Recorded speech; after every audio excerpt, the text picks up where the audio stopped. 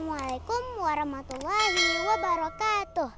Hai sahabat Al-Fatah, pada kali ini saya akan mengisahkan tentang salah satu sahabat Rasul yang dijamin masuk surga, yaitu Amr bin Al-Jamuh. Amr bin Al-Jamuh adalah seorang yang pincang kakinya. Namun demikian, meski kondisi fisiknya tidak sempurna, ia memiliki keberanian dan tekad yang kuat untuk mendapatkan syahid. Amr bin Al-Jamuh adalah seorang pemuka Bani Salamah yang disegani. Ia adalah salah seorang pemimpin Yastrib pada masa jahiliyah. Sebelum masuk Islam, ia menyembah berhala Manat. Manat ini merupakan patung yang terbuat dari kayu yang indah dan mahal harganya. Hampir setiap hari, patung itu dibersihkan dan diminyaki dengan wangi-wangian.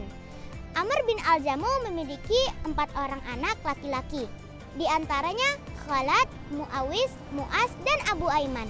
Anak-anaknya dan istrinya Hindun telah lebih dulu masuk Islam daripada Amr bin Al-Jamuh. Suatu hari, sang ayah mengetahui keislaman mereka. Saat mengetahui anaknya belajar agama Islam, ia meminta anaknya mengatakan tentang yang didengarnya. Anaknya bernama Mu'az lantas membacakan surat Al-Fatihah.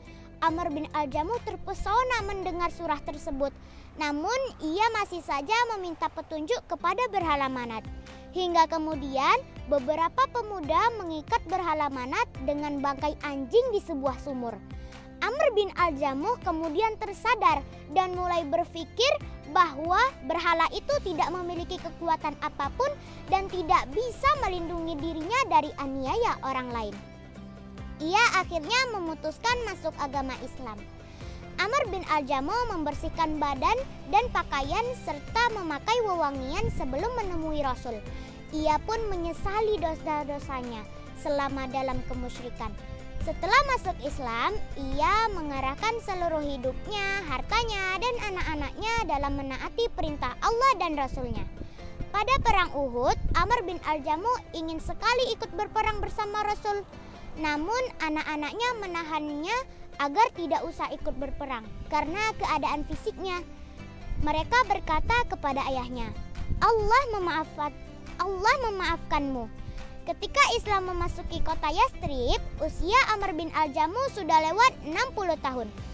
Beliau lantas datang menghadap Rasulullah dan berkata, Wahai Rasulullah, anak-anak saya ingin menahan saya dari peperangan ini. Mereka menahan saya agar tidak ikut pergi bersamamu.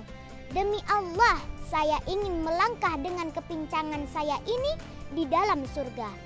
Rasulullah pun berkata, Allah telah memaafkanmu. Engkau tidak diwajibkan berjihad. Namun karena tekadnya, Rasulullah pun kemudian mengizinkannya ikut serta dalam perang Uhud. Ia kemudian pergi menghadap kiblat sambil mengucapkan, Ya Allah, jangan kembalikan aku kepada keluargaku dalam keadaan sia-sia. Ia lalu gugur sebagai syahid. Dalam riwayat lain disebutkan Amr bin Al-Jamuh datang menghadap Rasulullah dan berkata, Jika aku berperang fi sabilillah hingga aku terbunuh, apakah di dalam surga aku berjalan dengan kaki yang tidak cacat? Rasulullah SAW menjawab, Ya.